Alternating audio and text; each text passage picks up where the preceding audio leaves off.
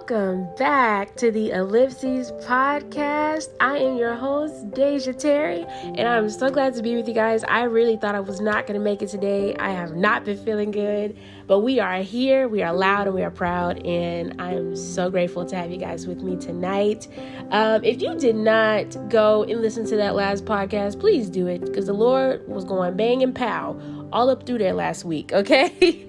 So subscribe, leave some comments, let me know what topics you're interested in and what you want to get into. But tonight, we are talking about a topic called the Symphony. And I love this. I think this is just such a beautiful topic that God has given me to talk about tonight. And, I've noticed throughout my life, I've experienced different types of pressure. And that can be from peer pressure, mental pressure, social media pressure, spiritual pressure.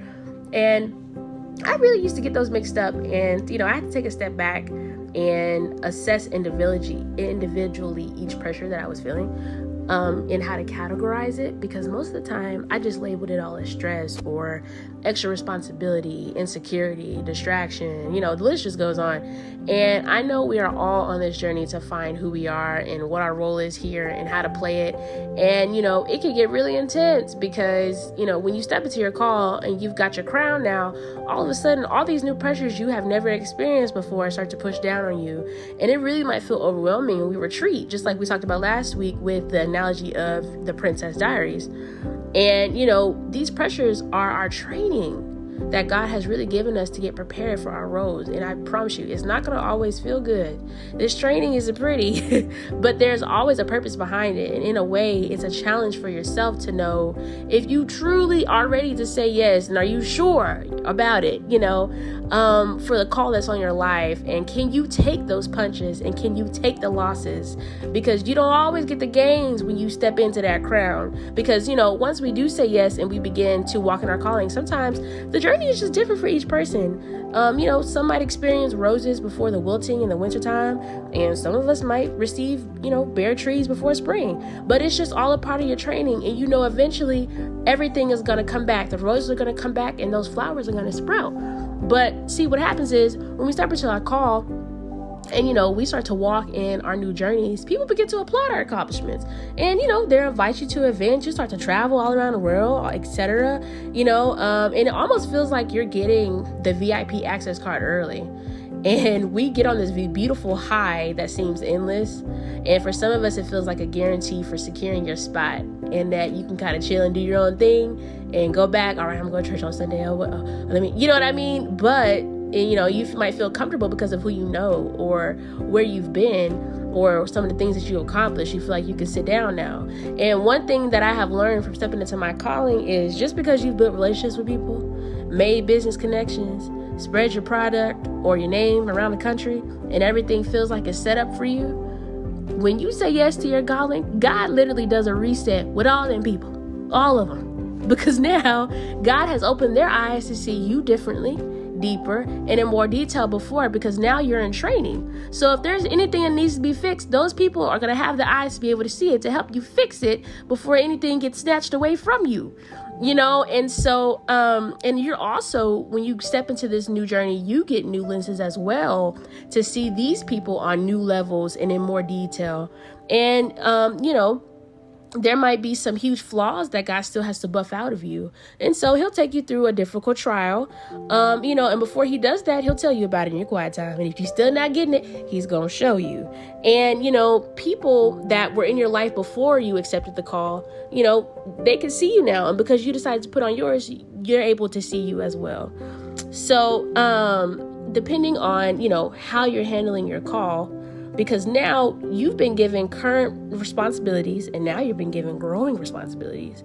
And, those people are put in your life to be able to help you through it.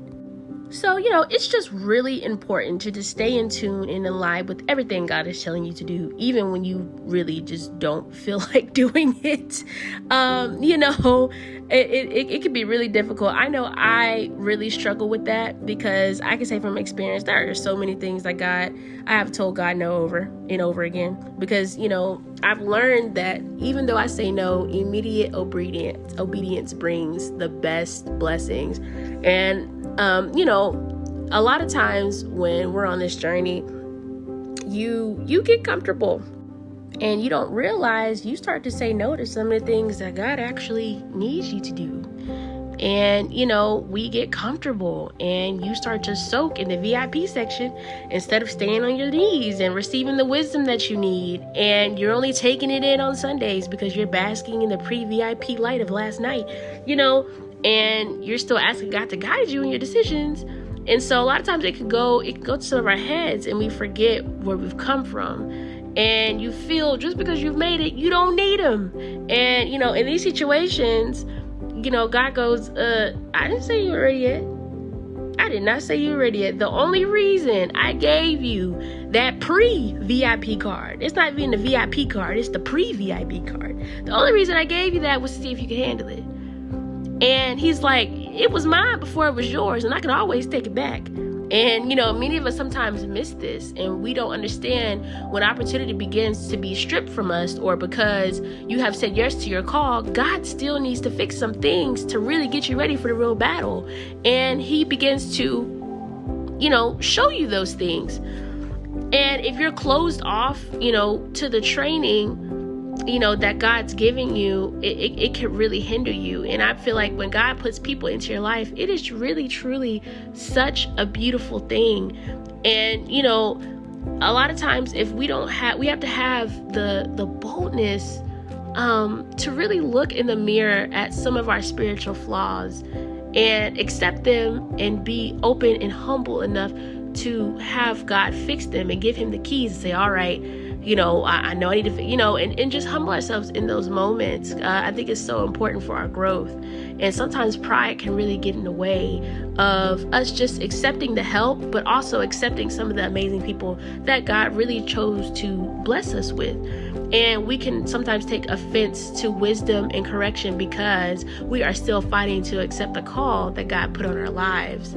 So it's really important to accept change and just give God the joystick. And I truly love what Michael Todd said in one of his posts. And it really does stick with me. He said, when God wants to bless you, he sends people into your life.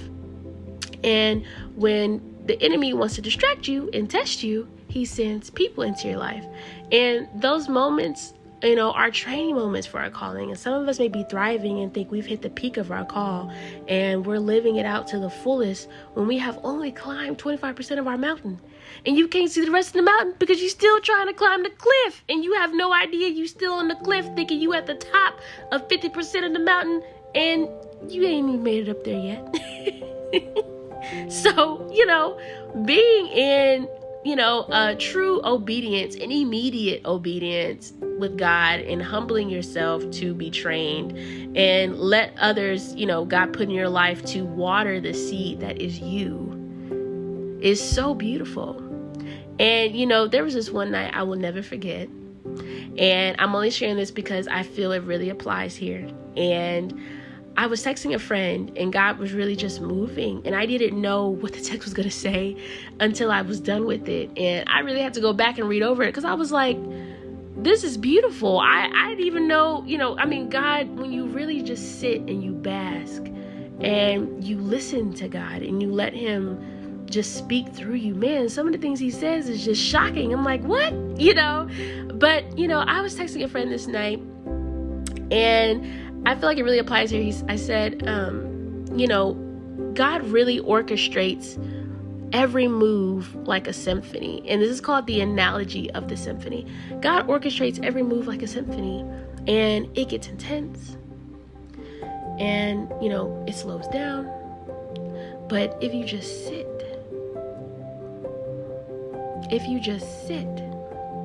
and you listen, each person God has commanded to do a job. And if they didn't do their jobs, the symphony would not work.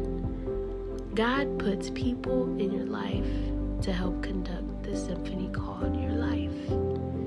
You have the pianist, you have the celloist, you have the conductor, you have the violinist, even the devil plays instruments in your life to ensure your dance with God never misses a beat. It all works together as long as you do your part. The symphony will forever play the most beautiful melodies. And I just thought that was so beautiful. And so when we are going through this new process of putting on our crowns, embrace the symphony. Let God move in your life. Allow people into your life that you know God has placed in your life to help you, but also be aware of the distractions and be aware of the new lenses that you've been given to be able to see more clear of the people who stand around you, and make sure you are building your kingdom accordingly. And when you are going through trials and tribulations, take a step back and assess. It's okay, and we're all going through the same process. Don't have any pride. Don't be resistant to the change. Just let it flow, because it's all a part of the process. Again, it's all a part of the process, you guys. That symphony is beautiful. I love you guys. It's going to be short and sweet tonight, but it was really on my heart, and I hope you guys receive it well. And go back and listen to that last one, because I believe it's just an extension of what we talked about last week. And I love you all so very much. Have an amazing night, and you have been listening to the Ellipses podcast. Good night, guys.